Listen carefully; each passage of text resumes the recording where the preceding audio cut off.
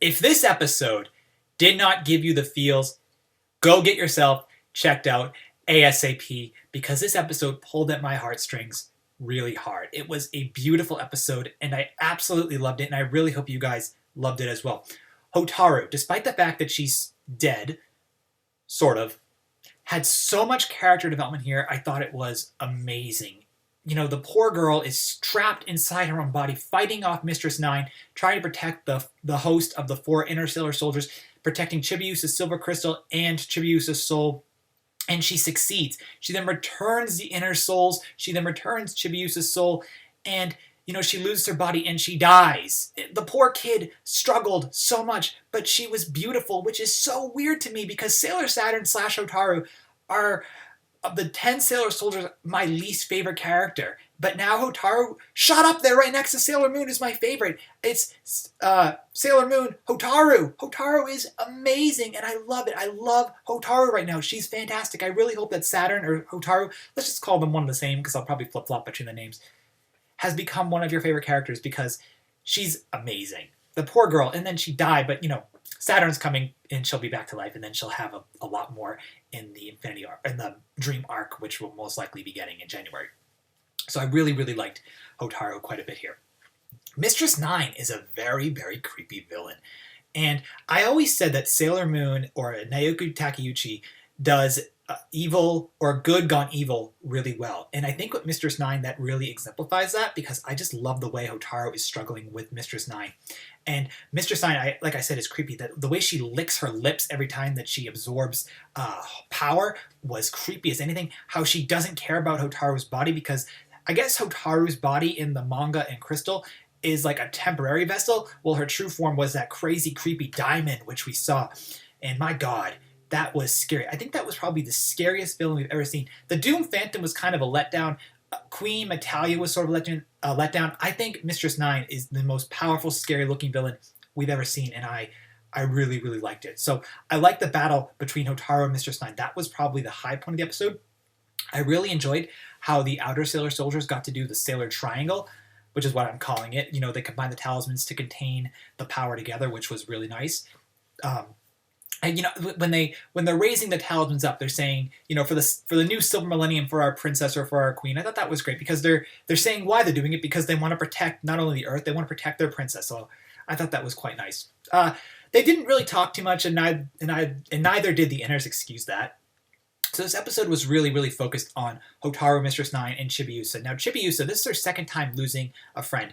In the Black Moon arc, she lost Pluto, and then she lost Hotaru here. Now, the beauty for Chibiusa is her friends don't seem to stay dead too long. She eventually gets them back, but at the same time, she has to at least experience the pain of loss again, and the poor kid is suffering. Plus, she was also in a coma for a little while, too. So I thought that was...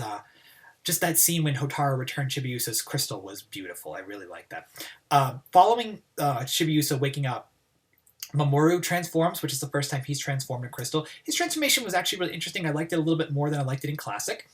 Chibiusa got to do Moon Prison Power again. I believe she did it in Act 27, so that was nice to see. I also liked how it was done to like a sadder music, which was a really nice touch to it.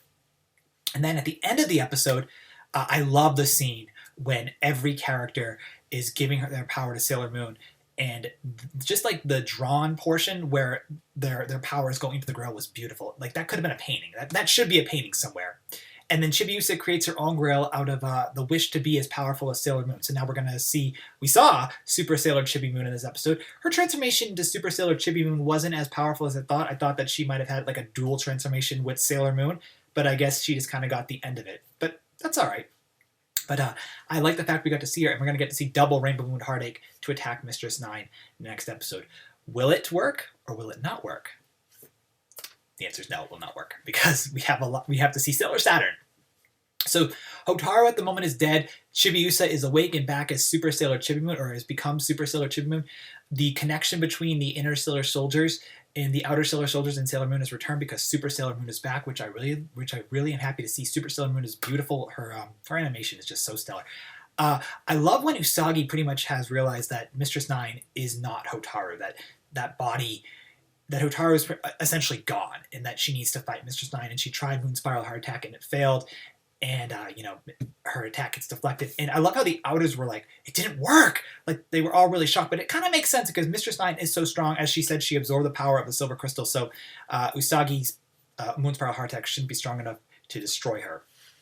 So I did like that quite a bit. This episode confirms that they can all fly. There was that scene when the outer soldiers use their powers to go to the buildings to form the triangle, so they're totally flying. And then Sailor Moon did the same thing when she was trying to get to the inners, again, flying. So they totally can fly. I'm pretty sure that debate of whether or not they can fly is over.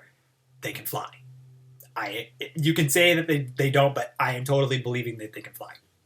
So, again, that was cool for me. So, the episode was beautiful. It just struck a chord. I thought it was one of the best episodes Crystal has had in a long time. Or, not in a long time. This season has been really great, but like in comparison to like the first two seasons, this one just like this episode blew all 26 of those away.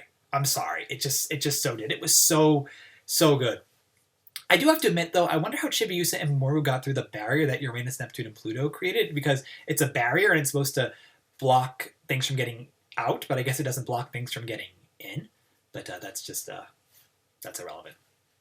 So overall, I thought the episode was amazing. I really, really enjoyed it. I'm looking forward to next week. Poor Hotaru, but she'll be back really soon. Don't worry about that. And I think it's everything. Oh, two things I want to say. I love the scene when Mistress 9 looks at Sailor Moon and sees her silver crystal, and then the interstellar soldiers attack to protect her. And obviously the attacks sort of fail because then Mistress 9, as like that creepy diamond, starts to merge with Pharaoh 19. But I just love how she senses the power of the silver crystal. It's like, mine. Munch, munch, munch, munch, munch. Precious. Need it. So I thought that was really funny. Or not really funny. I thought that was really cool. And then I believe I lightly touched on it, but I want to talk about it for 1 second. Hotaru's body in the first anime, or Mistress 9's body in the first anime, really seemed to be Hotaru. Like, she didn't want to destroy Hotaru's body. She wanted the body.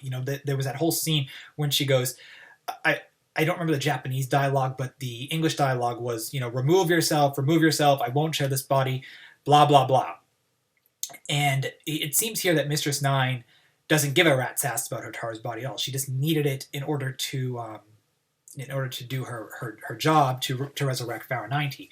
So I think it's interesting how different it is that, like, in the first anime, Mistress 9 wanted that body, and now here she doesn't care enough. Like, she was willingly destroying it. Like, when she stuck her hands into her chest, that was intense. And then poor Hotaru, she's fighting off that dark force, but because she's the Sailor Scout of Destruction in Rebirth, she can do it. The girl is awesome. So I really like that. And those are the last 2 points I wanted to talk about, and I really hope you guys enjoyed this episode as much as I did. 5 out of 5 stars, so there were a few bits of odd animation errors that I saw. I don't want to really dive into that because they really didn't distract me that much, but they definitely are there. But maybe in the Blu-ray release, which is coming out at the end of August for these episodes, it'll be cleaned up. By the way, I did pre-order the Blu-ray for the first 4 episodes of Crystal, and I'll do an unboxing of that, sort of a review, but no clips because Toei Animation watches this channel like a hawk for some reason. I hate them for that. Anyway, please share your thoughts about this episode in the comments below. Thank you so much for tuning into my review of it. I thought it was a fantastic, fantastic episode. The scenes are just so great here, and I can't wait to see more. So thanks for watching, and we'll talk soon. Bye.